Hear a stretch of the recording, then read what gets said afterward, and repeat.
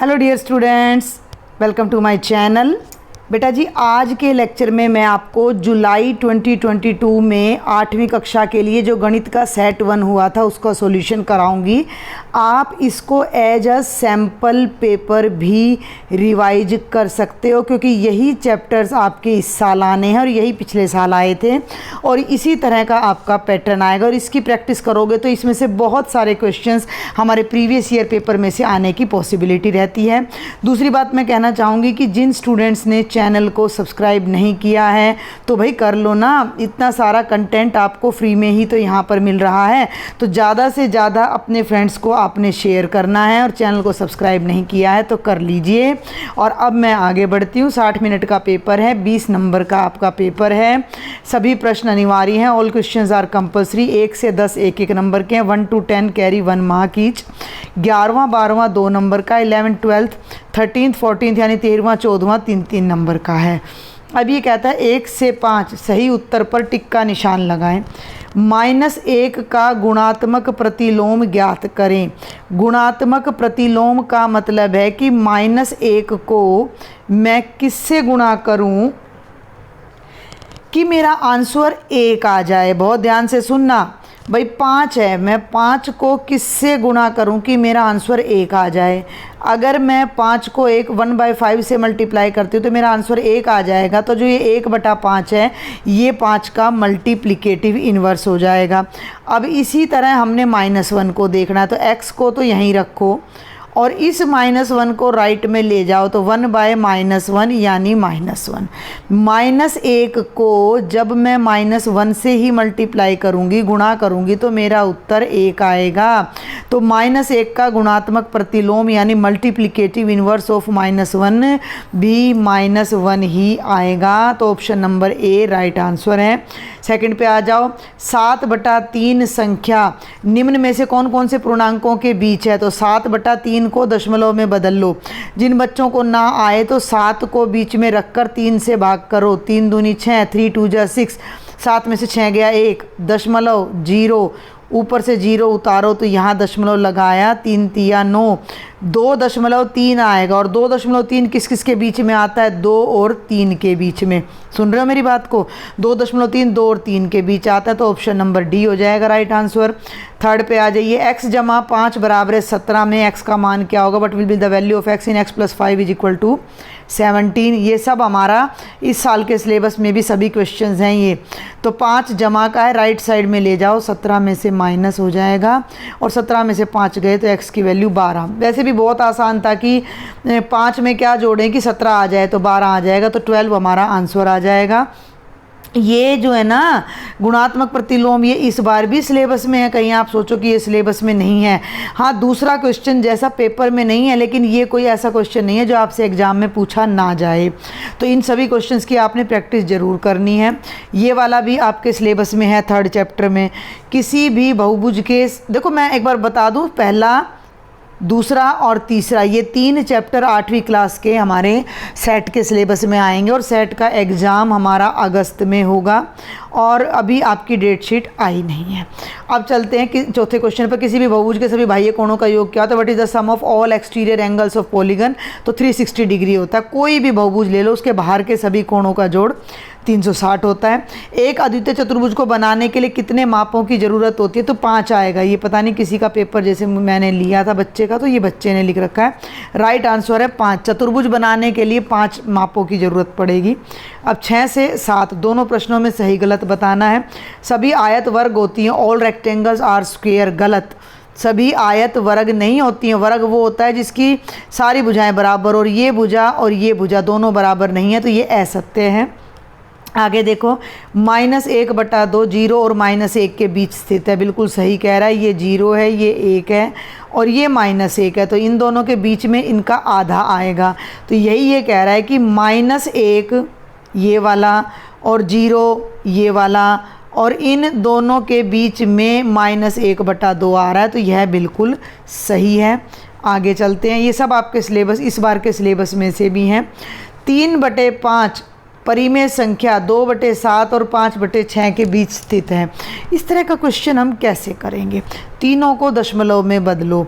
3/5 को बदलोगे तो 0.6 आएगा। 2/7 को बदलोगे, 2 को 7 से भाग करोगे 0, 7 दूनी 14, 10 में 4 गए 6, 7 8 56।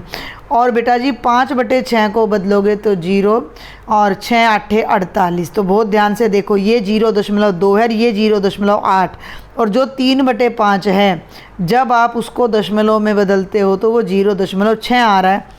तो ये बिल्कुल ठीक कह रहा है कि 0.6 तो हमेशा 0.28 और 0.8 के बीच ही आएगा। तो ये आपको ज़्यादा आसान पड़ेगा, वरना फिर आपको इन तीनों का लघुत्तम लेके करना पड़ेगा, जो कि मुश्किल होगा।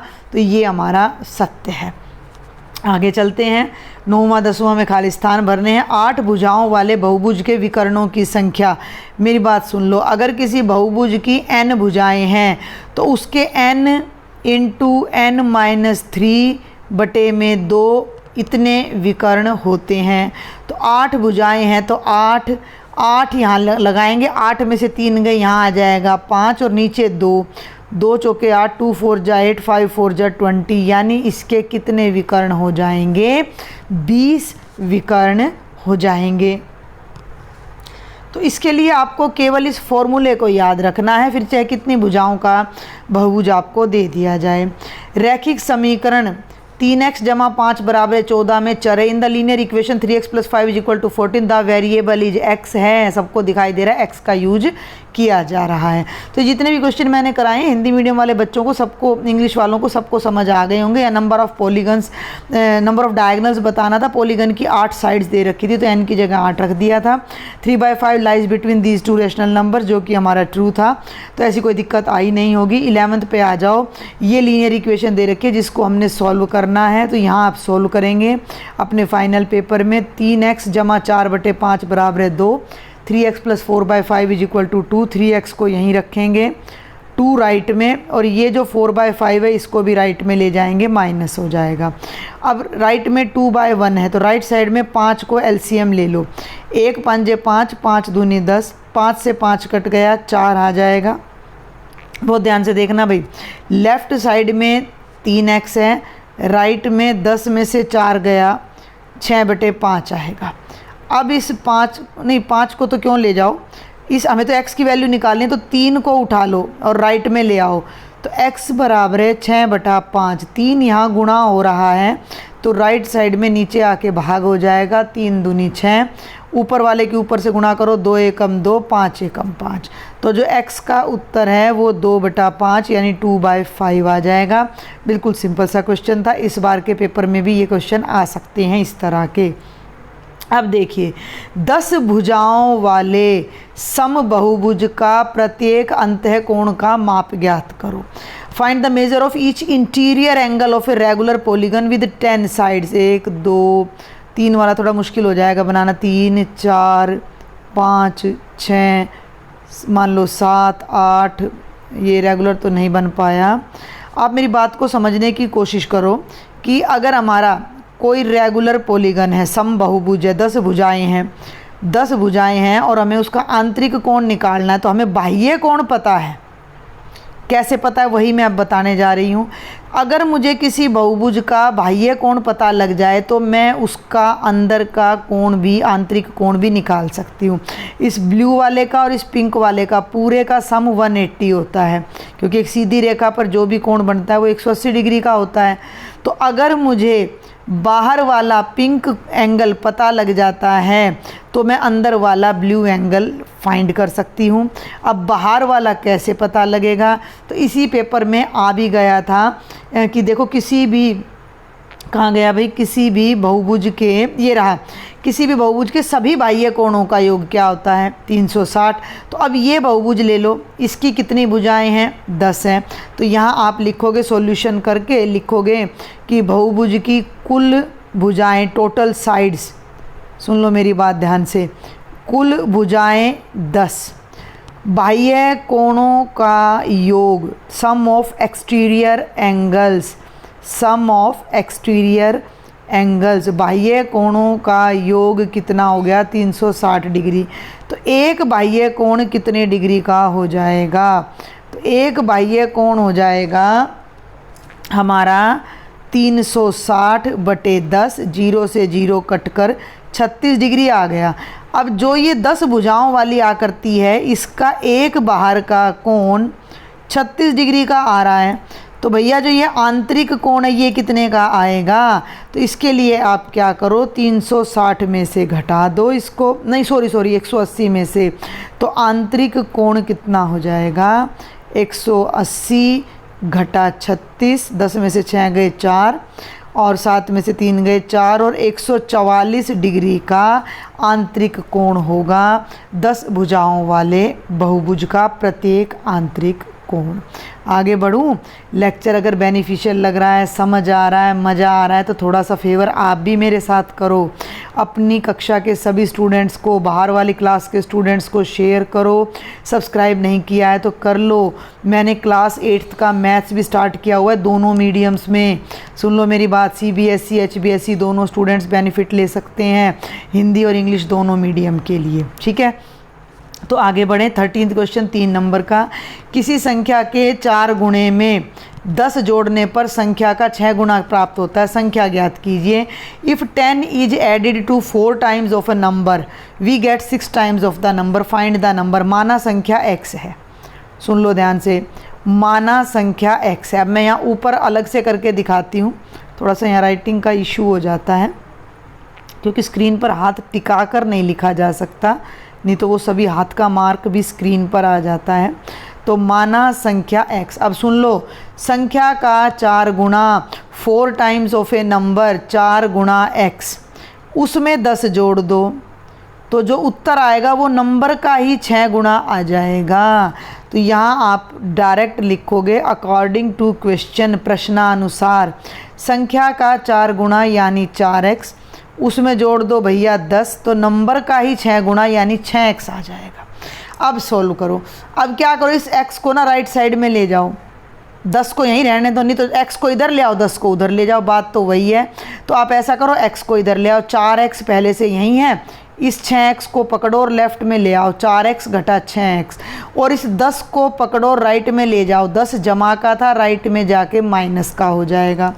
आगे बढ़ूँ अब मैं, 4x में से 6x घटाओगे 4x माइनस 6x तो माइनस का 2x आएगा, और एक माइनस राइट में है, दोनों माइनस कैंसिल हो जाएंगे और 2x बराबर है 10, 10 2x इज इक्वल टू 10 आ जाएगा।